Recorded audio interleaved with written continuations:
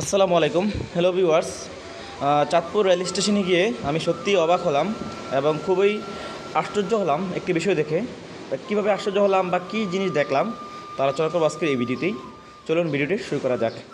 আসলে আমি দীর্ঘদিন যাবতই লাকসাম থেকে চাঁদপুর যাব ট্রেনে বা ট্রেন যোগে আমার খুবই একটা ইচ্ছা ছিল।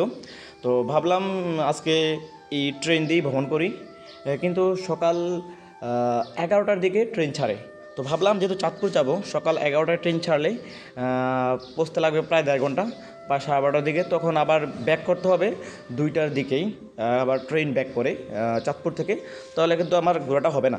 তো ভাবলাম যে না, আসলে সকালে চলে যাই মানে বাসে চাঁদপুরে, আসার সময় দরকার হয় ট্রেন দিয়ে চলে আসবো।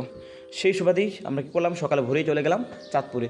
তো চাঁদপুরে বিভিন্ন পিকনিক স্পট, যেমন আপনার যে 3 নদীর মোহনা, হ্যাঁ, বালুরচর যেটাকে বলে মিনি কক্সবাজার, সব কিছু ঘোরাফেরা করলাম।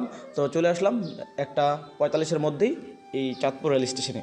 এই চাঁদপুর রেল স্টেশনে এসেই তো আমি অবাক হয়ে গেলাম। কারণ আসলে মানুষের কল্পনাতে অনেক কিছু ভেবেচিন্তে রাখে যে চাঁদপুর একটা জেলা শহর, আর এই জেলা শহরের যে একটি রেল স্টেশন থাকবে এটা অবশ্যই গর্জিয়াস বা অনেক বড় হবে, অনেক সুন্দর হবে। হ্যাঁ, এইটাই আসলে ভেবে রেখেছিলাম যে বিশাল কিছু হবে। চাঁদপুর, এখানে অনেক মন্ত্রী থাকেন, অনেক মন্ত্রীরা আছেন চাঁদপুর জেলায়। আর চাঁদপুর জেলাতে একটাই মাত্র, ওখানে কিন্তু আর অন্য রেল স্টেশন নাই। তো তারা যেহেতু তাদের নিজস্ব একটা রেল স্টেশন, তাহলে অবশ্যই তারা এটা অনেক সুন্দর করবে, ভালো করবে, পরিবেশটা সুন্দর করবে। কিন্তু আমি তো গিয়ে অবাক, এই যে দেখেন রেল স্টেশনের কী যে অবস্থা। আসলে মানে এইরকম অবস্থা দেখে আমি কখনো চিন্তা করি না, কল্পনা করি নাই যে চাঁদপুর রেল স্টেশনের অবস্থা এরকম হবে।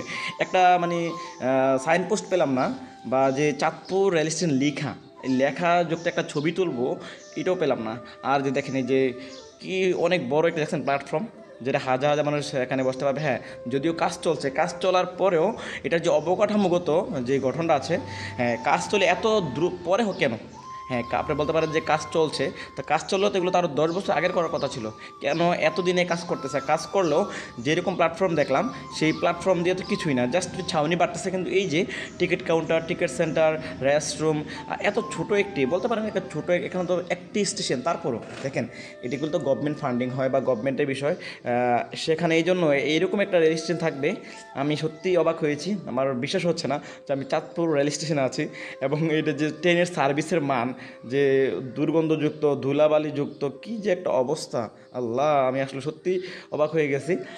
যাই হোক, my first journey by train to Chandpur from Laksam, এটা খুবই ভালো লেগেছে।